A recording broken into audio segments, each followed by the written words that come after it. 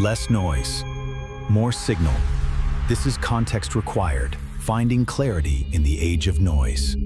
Welcome back to the Deep Dive. We are continuing our series, The Distraction Machine. We are indeed. This is episode 3, and honestly, we are tackling a question that I think it probably haunts a lot of us at like 3 in the morning. You know that feeling when you're just doom scrolling, the blue light's hitting your face, and you don't even know why you're looking at what you're looking at? The doom scroll. It is, I think, the defining posture of the 21st century. It really is. And the episode today is titled, Who Benefits When You're Distracted? And the subtitle, I love this, is Finding Clarity in an Age of Noise. It's the essential question, isn't it? It might be the only question that really matters right now. Right. We've talked about the tech in previous deep dives. We've talked about the psychology, the addiction side of it. But today we are doing something a little different. We're following the money. We're following the power. Because the core argument here is that distraction, it isn't a bug. It's not an accident. Yeah, it's a feature. It's a feature. If attention is the scarcest resource in the modern world, and I think we all agree it is, then stealing it isn't just, a prank. It's a heist. It's a full-on heist. And to frame this properly, we have to understand what the sources call the economy of attention. Okay. There is a finite amount of public attention available in any given week. That is a hard cap. It's not infinite. Right. I mean, I only have so much brain power. My brain feels full by Wednesday. We all do. Yeah. Journalists can only cover so much. You and we can only process so much. And the key regulators can only respond to what is visible. What's on their radar? Exactly. So the premise we're working with today, based on this just massive stack of research, is that distraction is an empirical variable. It's something that is strategically engineered. Strategically engineered. That sounds a little ominous. It is a little ominous, but our mission today is to move from the noise to the signal. We want to try and identify what some researchers call attentional vacuums. Attentional vacuums? We want to see who benefits when the public is looking the other way. I love that visual. Attentional vacuums. Because it feels like that, right? It feels like we get sucked in these black holes of, I don't know, celebrity gossip or some viral outrage. And meanwhile, outside the vacuum, the world keeps turning. But it's not just turning. Things are actually changing while we're inside that vacuum. That's the scary part. Precisely. We're going to look at what's called the political economy of mass distraction. We're going to see how powerful actors, corporations, politicians, major institutions, how they manipulate information visibility. And we're going to name names. We are going to name names. Oh, I'm ready for that. I want to uncover the tricks. But before we dive into the swamp, just a quick reminder to our listeners, if you are enjoying this deep dive into the mechanics of your own attention, please, subscribe and like the show. It really helps us keep the lights on. It does. It lets us keep digging through these stacks of paper so you don't have to. Okay, let's get into it. Segment 1, the noise. Let's start with the mechanics of timing. The timing. Okay, so in the research, there's this phrase that kept popping up over and over, taking out the trash. Taking out the trash. A classic, an absolute classic of the genre. It sounds like a chore my teenager refuses to do, but in the world of public relations, it means something very, very different. Chuckles. It certainly does. In the world of, let's say, political strategy and corporate PR, taking out the trash is the art of releasing your absolute worst news at the exact moment when news consumption is at its absolute lowest. And when is that moment? Is there like a specific trash time that they figured out? Oh, there is. And it's backed by decades of data. We've got research here looking at press releases from the Department of Defense, corporate earnings reports, government agencies. So a huge data set. Huge. And the data all points to one specific window, the Friday news dump. The classic Friday dump. I feel like I've heard of this, but does it still work? It's a cliche for a reason. And yes, it still works. Statistically, if you have news that is going to make people angry or news that makes your company look totally incompetent, you release it on Friday, specifically late Friday afternoon. But why does this still work? I mean, journalists know about this. We know about this. Why do they keep getting away with it? Because it exploits both biology and economics. I mean, just think about a newsroom on a Friday afternoon. What's happening there? People are tired. They're thinking about the weekend, the A-team, the senior reporters. They might be wrapping up for the week. Exactly. Staffing is reduced. The cognitive resources of the entire newsroom are just lower. But even more importantly, the audience, you and me, we are tapped out. Oh, yeah. By 4 p.m. on a Friday, we are transitioning to leisure time. We are mentally clocking out. My cognitive resources are definitely offline by 4 p.m. on Friday. I'm thinking about pizza. And the strategists know that. There's even a specific window mentioned in the research. They call it the graveyard window. The graveyard window. Wow, that is grim. But it's effective. It's specifically the time after 4 p.m. on Fridays. And for financial news, it gets even more precise. It's the 5:30 p.m. cutoff for SEC filings. Okay, walk me through the SEC thing. Because as soon as you say SEC filing, my eyes glaze over, which I guess is the whole point. That is exactly the point. So public companies, they have to file these forms. Usually it's called an 8K when something material happens. Like, oops, our CEO just quit, or oops, we're being sued by the government. Right, the big stuff. The big stuff. Now, if it's good news, they are screaming it from the rooftops on a Tuesday morning. But if it's bad news, complex, messy, hard to explain bad news, Let me guess. the data shows a massive, massive spike in those filings right at 5:29 p.m. on a Friday. 5:29, not even 5:30. They're pushing it right to the last second. It's the last possible second. They are trying to beat the closing bell of the news cycle. They know the algorithms will catch the headline. The computers will see it. But the human analysis, The person who has to read it. the journalist who sits down and says, wait a minute, what does page 40 of this filing actually mean? That person is packing up their bag for the weekend. So the headline might come out, but the context, the meaning behind it, that doesn't. Precisely. By the time Monday rolls around, the initial shock has completely dissipated. The world has moved on to a new story.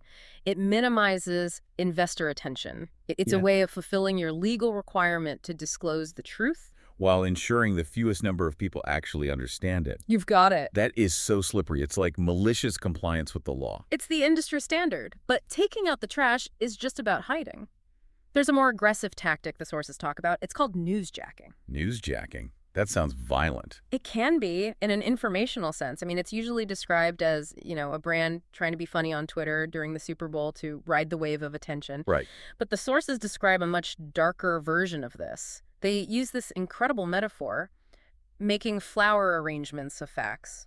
Oh, I highlighted that in the notes. Flower arrangements of facts. Unpack that for me. That's amazing. Okay, so imagine you're a spin doctor. You have some really ugly facts you have to put out there. Your company's corruption scandal, your failed product launch. These are the wilted, unattractive petals. Got it. The dead flowers. Exactly.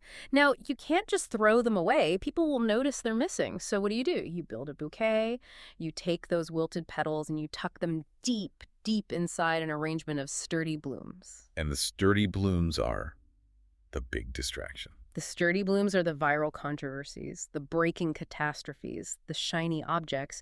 You wait for a massive cultural firestorm, something that everyone is arguing about, and you quietly tuck your bad news right behind it. You hide the rot behind the blooms. So you're not just releasing it on a quiet Friday, you're releasing it during a loud, chaotic explosion of other news. Right. The noise of that explosion just drowns out the whisper of your own failure. Perfectly said. Can we look at a specific case?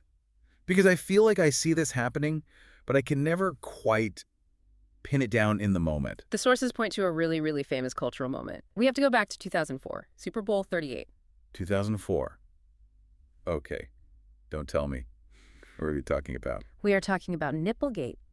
Janet Jackson? Yeah. Justin Timberlake? The wardrobe malfunction, of course. I remember exactly where I was. Do you? I think everyone of a certain age does.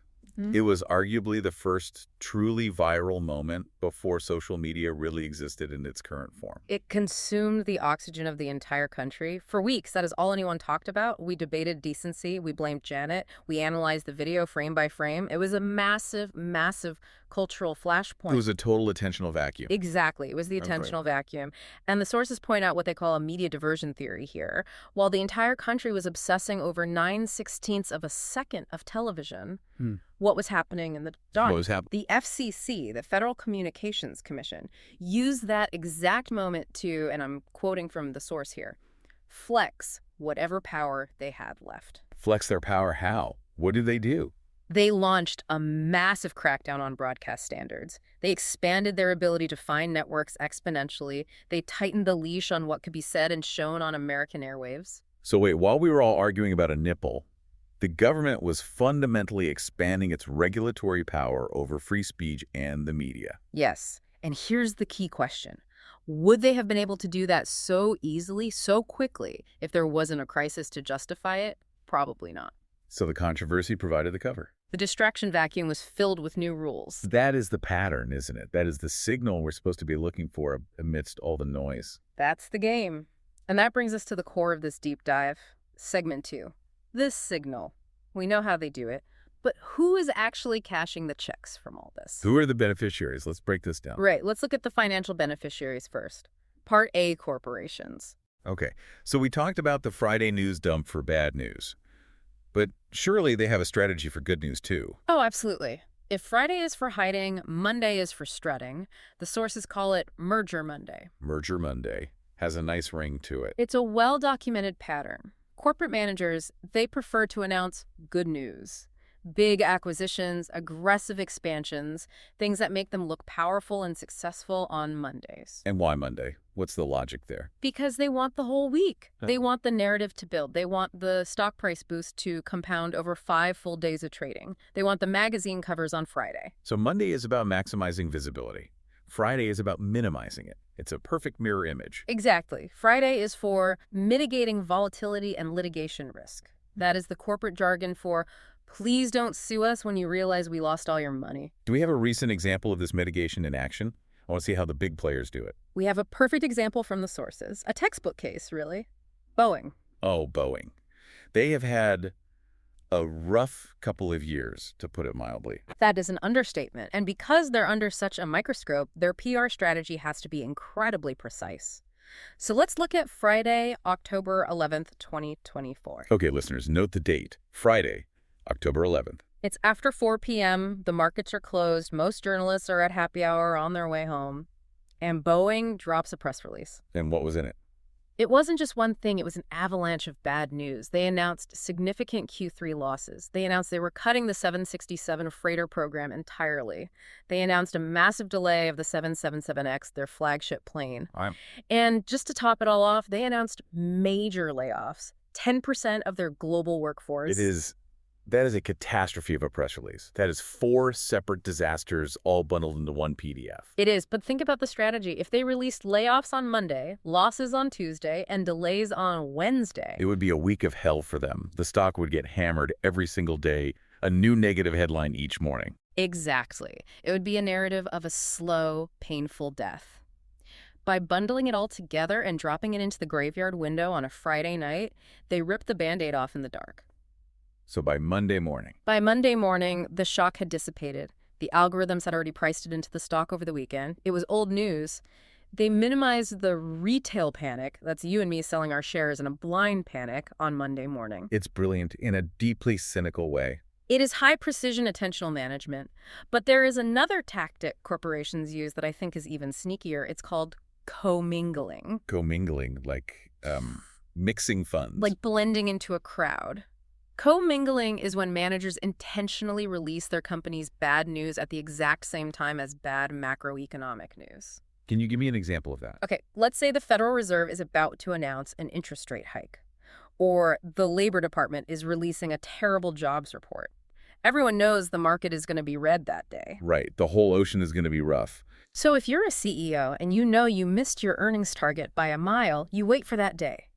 You drop your bad report right when the whole market is crashing anyway. And why would you do that? Because then you can go on TV and say, look, we didn't fail. The economy is struggling. It's a bloody day for everyone. You hide your specific company-level failure inside the general market-wide failure. It's camouflage. You paint your tank to look like the forest. It's perfect camouflage. Yeah. And the research shows it actually reduces the risk of shareholder lawsuits. People are less likely to sue you for mismanagement if they think you're just another victim of the market. Wow. So corporations are playing 4D chess with our attention to save their stock price and avoid getting sued. But they aren't the only ones. We have to talk about the people we actually elect to represent us. Part B, politicians and government. This is where the stakes get much, much higher. This is stealth legislation. Stealth legislation. I assume this isn't about, like, secret laws, but about laws that are passed secretly. Correct. The sources highlight a concept called regulatory agility during crisis. And the biggest, most glaring case study here is, of course, the COVID-19 pandemic. I mean, talk about a high-noise environment. Early 2020, we were washing our groceries with bleach. We were watching death counts on TV every night. We were terrified. It was a period of unprecedented distraction. Our collective attention was 100% focused on the virus. And the government knew it. What did they do? The source notes that between January 1st and July 24th, 2020, so just over 6 months, over 200 Medicare legislative and regulatory changes were enacted. 200. In 6 months. Over 200. Now, to be fair, many of those were absolutely necessary for the emergency, telehealth, emergency funding, things like that. But others were what we call riders. They were just hitching a ride on the panic. Let's talk about the safe vehicles rule. The safe vehicles rule. Sounds safe. Good branding. That's the point, isn't it? But what it actually did was loosen tailpipe emission standards. It was a major rollback of environmental protections. Now, this had been a long-term goal of the administration at the time. It was highly controversial. Environmental groups hated it. Scientists hated it. And normally, that would be a huge, drawn-out fight. Front-page news for weeks. Absolutely. If they had tried to pass that in 2018, it would have been headlines. For weeks, there would have been protests. But when did they finalize it? Let me guess. March 2020. Peak lockdown. Early 2020. Right when the noise was loudest. And here is the kicker, the detail that really proves the intent. The motivation wasn't the pandemic. The motivation was something called the Congressional Review Act deadline. The CRA. What's that? Basically, the administration was racing the clock. If they didn't pass the rule by a certain date, a future administration could easily reverse it with a simple majority vote. They needed to get it on the books. So the pandemic didn't cause the rule. But it provided the perfect cover to slip it through without a massive public fight. So the logic is, hey, everyone is worried about a respiratory virus, so let's make the air dirtier while they aren't looking. That is the dynamic. The high noise environment dampened the resistance that would have normally been there. That is incredibly cynical. It gets worse. It happens with legislation, too, not just regulation. We have to talk about omnibus bills. Ah, yes. I always hear that word at the end of the year. Congress passes massive omnibus spending bill. It's always framed as must pass or the government shuts down. And that urgency, that must pass framing, is the weapon. The tactic is tacking significant, completely unrelated policy changes onto this massive bill. It's like hiding a pill in a piece of cheese so the dog will eat it. Chuckles, and the dog is us, or Congress. It's both, really. Okay. The source gives a historical example from the 1990s that it blew my mind. Lay it on me. Okay, so go back to the 90s. The big economic debate was global trade. The TT Treaty, tariffs, globalization, everyone is arguing about that. Right, I remember that. Congress passes a massive bill to implement this global trade treaty, but tacked onto that bill, literally stapled to the back of it, were 129 pages of pension funding regulations. Pension funding? What on earth does that have to do with global trade? Absolutely nothing, but it passed. And the sources say it was the most significant change to American pensions in 20 years. So millions of people's retirement security was fundamentally altered. And it was just a rider on a trade bill. It passed with almost no debate because everyone was focused on the sturdy bloom of global trade. It's the terms and conditions of democracy. You just scroll to the bottom and click accept because you want the government to stay open. That is a perfect analogy. You want the government to stay open. You have to swallow the pension cuts that are hidden on page 800. Okay, so we've got corporations hiding losses on Fridays. We've got politicians hiding laws in pandemics. But there's another layer here, the institutions themselves. Part C, institutions, and the discursive schism. Discursive schism. Okay, that sounds like something I'd fail a test on in college. Can we translate that into human? Chuckles. It's a fancy academic term for a very simple, very devastating trick. A schism is a split, a gap. Institutions create a gap between what they say and what they do. Explain that. They create a loud symbolic debate to keep the public busy. That's the discourse. But while we are all arguing about symbols and values, they are enacting quiet structural changes in the background. Give me a concrete example. I need to see this one in action. Healthcare. Specifically, hospital closures in major cities like New York. Okay. The source looks at New York City since 2003.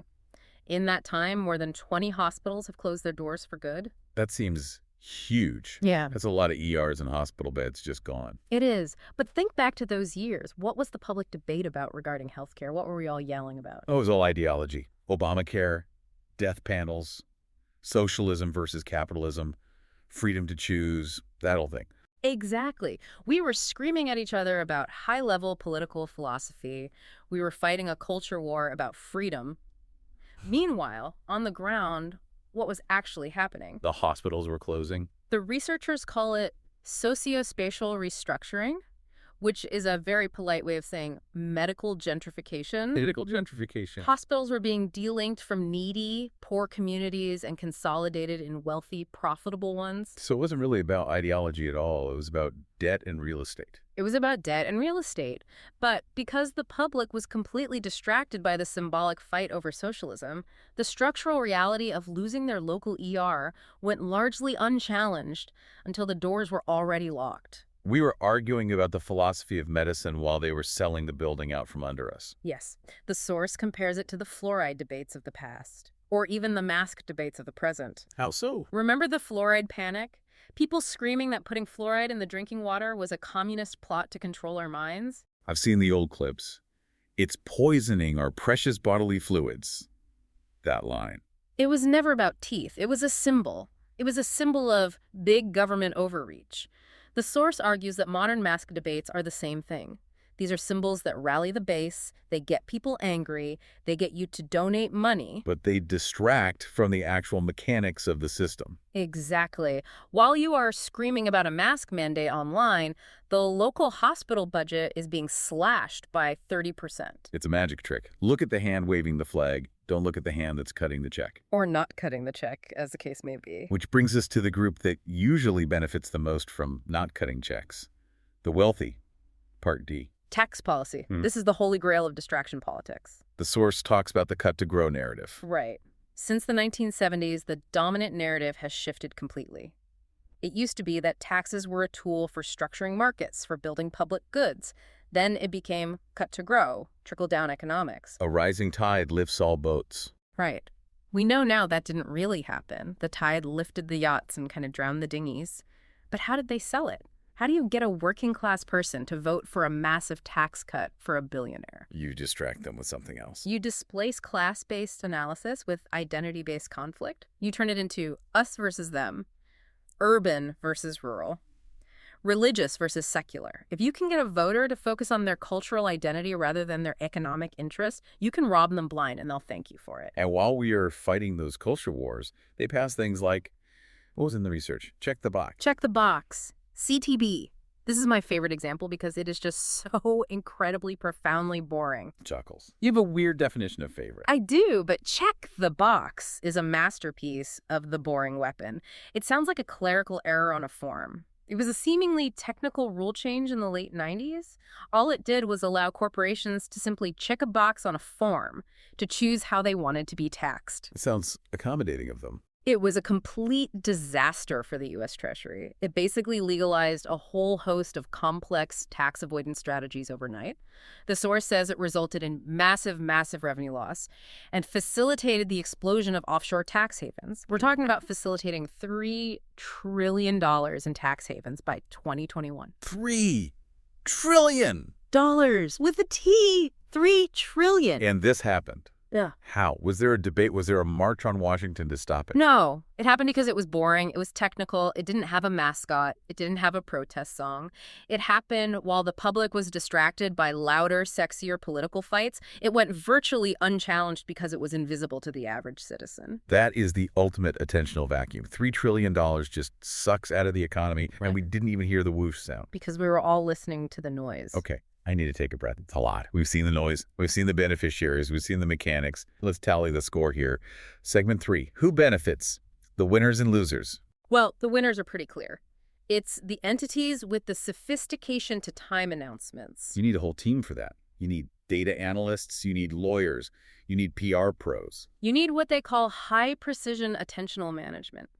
Corporations have entire departments that track news cycles, like meteorologists track weather patterns.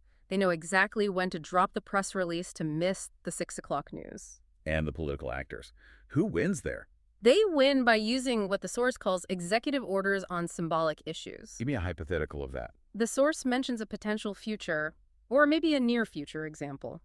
Imagine an executive order on something like shower freedom or dishwasher pressure. Shower freedom. You're kidding me. It sounds completely silly, but it works brilliantly as a distraction. It redirects the entire discourse. You get the country arguing for weeks about their God-given right to high water pressure. The government is coming for your shower. And meanwhile, what's happening in the background? Meanwhile, you're dismantling substantive environmental regulations. You're cutting the EPA budget while everyone is literally measuring the flow rate of their shower head. So the winners are the sophisticated, the wealthy, and the cynical. Who are the losers? Well, us, citizens, and democracy itself. The source has this chilling line that our cognitive capacity is being systematically degraded. We're getting dumber? Is that what it means? I think it's more like we're getting exhausted. We are cognitively exhausted. And there's a concept here that I think is really, really sad. The reversal of the sunlight effect. Sunlight is the best disinfectant. The old Justice Brandeis quote. Right. The old idea was that transparency cures corruption. If you just make the data public, the corruption stops because people see it. But the sources argue that the sunlight effect is being neutralized by the art of being boring. You can shine a light on it, but if it looks like a spreadsheet, nobody actually looks at it. Exactly. If you hide the corruption in a 1,000-page PDF and release it on a Friday at 5:29 p.m., the sunlight doesn't matter. You are hiding it in plain sight. And democracy gets reduced from substantive debate to just a curated flash of outrage. We're just reacting to flashes, like moths to a flame. And we keep burning our wings. Okay, this is heavy. And I feel like I need to apologize to the listener for ruining their day. But we promised to make this relevant. Segment 4. What this means for you. Why should the person listening to this on their commute, maybe they're stuck in traffic right now, why should they care about Check the Box or Merger Monday? Because it hits your wallet directly. There's no abstraction here. Connect the dots for me. Okay, let's take Merger Monday. When two giant companies merge, what usually happens to you, the consumer? Competition goes down. Prices go up. Every time. Exactly. Mergers that raise prices happen during distraction windows. If that merger happens quietly on a Monday while you're distracted by some celebrity scandal, you might not notice it then, but you will pay the price at the checkout counter 6 months later, and you won't know why. And healthcare. Your healthcare costs, your access to care, it is all determined by that stealth legislation and administrative right-sizing. You might be arguing on Facebook about a cultural symbol, but while you do that, your local hospital is cutting its maternity ward because of a right-sizing plan you never even heard about. So the ER is closed because I was too busy arguing about a flag on a coffee cup. Essentially, yes. And it's about your future security, too. Those pension changes in the 90s, that altered the financial security of millions of people without them ever knowing. The safe vehicles rule. That affects the air you breathe and the climate you live in for decades. These aren't abstract ideas. They are the parameters of your life. And they are being set while you are looking at your phone. Okay. I don't want to leave people feeling hopeless. We know the machine exists. We know how it works. How do we fight it? Segment 5. Finding clarity. There are tactics. We can reallocate our attention. We can be smarter than the algorithm wants us to be. The first one you mentioned is threshold monitoring. Be suspicious. That is the fundamental rule. If news is released on a Friday afternoon or late at night or right before Thanksgiving, ask yourself, why is this being released now? Assume the timing itself is a concession of guilt. Exactly. Treat the timestamp as evidence. If they are burying it, it's your job to dig it up. Okay, second tactic. Discursive schism detection. Look for the gap. Always look for the gap. If an institution, a university, a hospital, a government agency is engaging in a really loud, really symbolic public fight, pause, just pause, don't take the bait.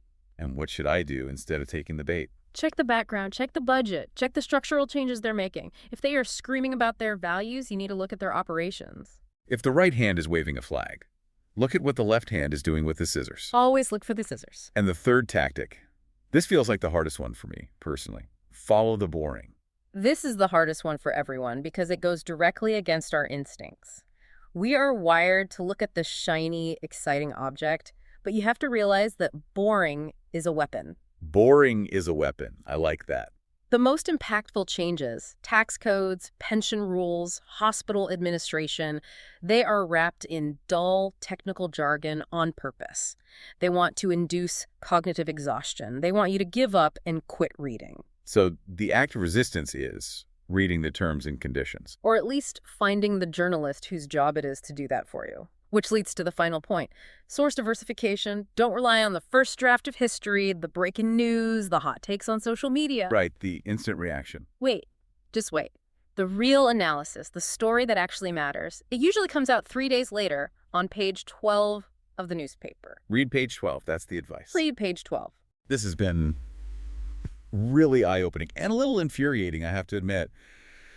But knowledge is power, right? It is. Distraction is not random. That is the final thought I want to leave people with today. It is the byproduct of a system optimized for engagement, and it serves those who benefit when you look away. You cannot watch everything. You physically can't.